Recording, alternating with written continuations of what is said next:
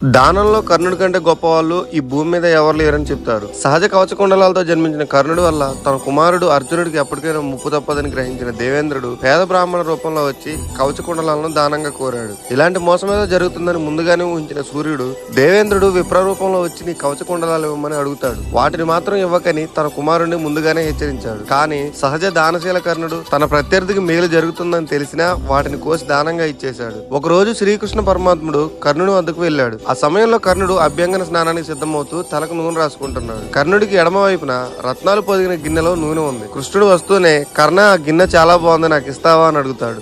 దానికి కర్ణుడు, పరమాత్మ మీరు అడగాలే గాని ఏదైనా ఇవ్వడానికి నేను సిద్ధం అంటూ వెంటనే నూనె పాత్రను కృష్ణుడికి దానంగా ఇచ్చేశాడు. అదేమిటి కర్ణ ఎడం చేత్తో ఇస్తున్నావు, ఇలా వామహస్తంతో దానం ఇవ్వడం మంచి పద్ధతి కాదని నీకు తెలియదా అని కృష్ణుడు అన్నాడు. దానికి కర్ణుడు, నా కుడి చెయ్యి నూనెతో ఉంది, ఎడం చేతిలో గిన్నె కుడి చేతిలోకి తీసుకునే లోపే ఏమవుతుందో తెలియదు. లక్ష్మి చంచలమైంది, యముడా దయలేనివాడు, కడుక్కొని వచ్చి దానం ఇచ్చే లోపు ప్రాణాలు ఉంటాయో లేదో ఎవరికి తెలుసు. పైగా ఈ లోపు దానం ఇవ్వాలన్న నా ఆలోచన కూడా మారిపోవచ్చు. నా సంకల్పంలో మార్పు రాకముందే దానం ఇవ్వాలనుకున్నా, అందుకే అడిగిన వెంటనే నూనె పాత్ర దానం చేశాను, అంతేగాని ఎడం చేత్తో దానం ఇవ్వకూడదని తెలియక కాదు అని చెప్పాడు. కర్ణుడి దానశీలతకు పరమాత్ముడు ఆశ్చర్యపోయాడు. అతన్ని మనసారా ఆశీర్వదించి దానం తీసుకున్నాడు. కర్ణుడి వివేచనకు సంతోషించిన శ్రీకృష్ణుడు ఏదైనా వరం కోరుకోమన్నాడు. అందుకు కర్ణుడు, కృష్ణ, యాచించడం ఎంత కష్టమో లేదని చెప్పడం కూడా అంతే కష్టం, అంతేకాదు అది నీచం కూడా. కాబట్టి ఏ జన్మలోనూ దేహి నాస్తి అనే మాటలు నా నోటి వెంట రాకుండా అనుగ్రహించమని కోరాడు. ఇలాంటి మహాభారతం వీడియోస్ ఇంకా కావాలంటే ఇప్పుడే మన ఛానల్ ని సబ్స్క్రైబ్ చేయండి.